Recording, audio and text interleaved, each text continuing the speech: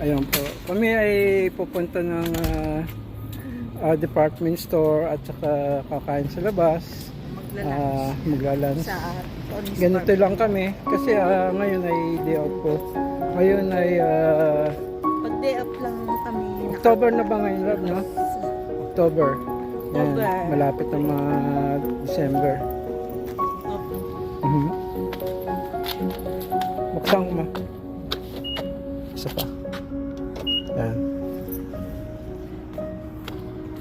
Dito kami nakatira. Ayan, yung apartment na yan. Yan, diyan kami nakatira.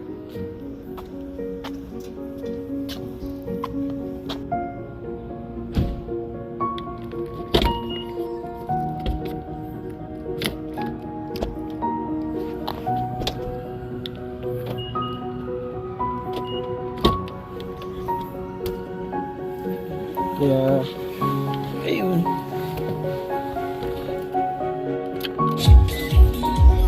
So, punta muna kami ng bangko.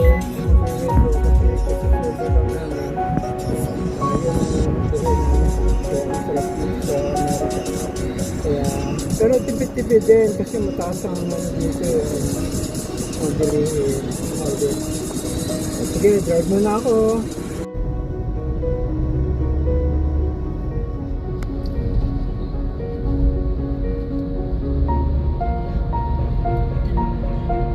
Walang traffic.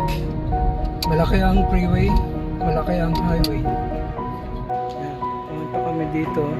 Itong restaurant na to, ang may-ari ay Pilipino. Kaya yung mga luto dito, mga Pilipino rin. Mayroong grilled pampano, grilled tuna, grilled tuna. Ang paborito namin dito ay itong grilled leg po, saka ito chicken inasal. Parang din pusit, grilled chicken, barbecue.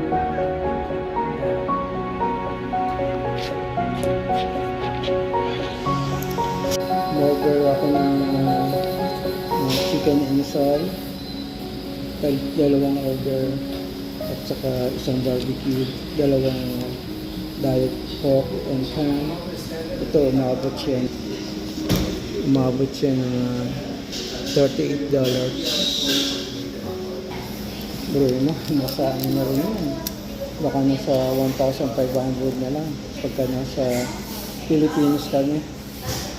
Kaya syempre mahal din dito, mahal din sa Pilipinas. Pero dito napakadaling bumili ng pagkain. Kasi dito, kung dalawang basis mo, medyo mura. Pero kung sa Pilipinas, siguro, abutin na rin ito ng 600. Okay rin naman.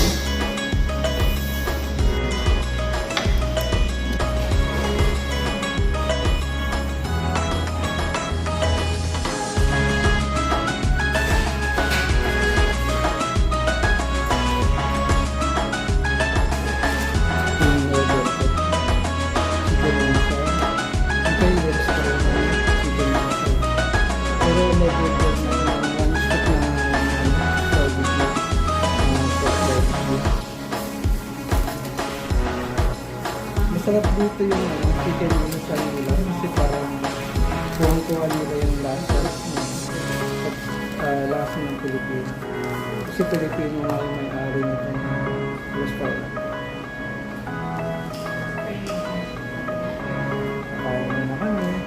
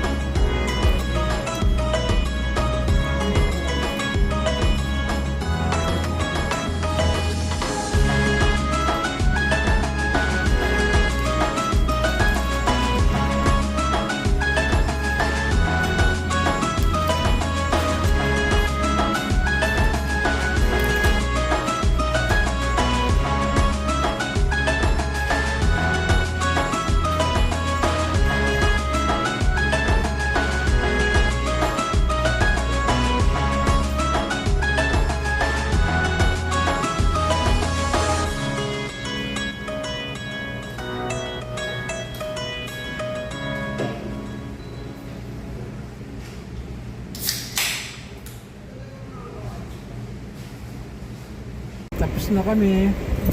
And bye-bye. Pupunta naman kami ng department store.